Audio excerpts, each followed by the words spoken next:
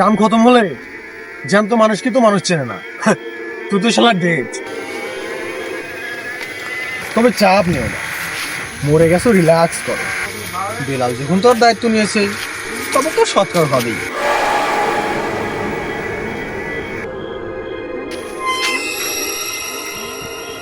ওই কে রে, সর, রাস্তায় যে বসে আছিস তোর বাবা কি জানে?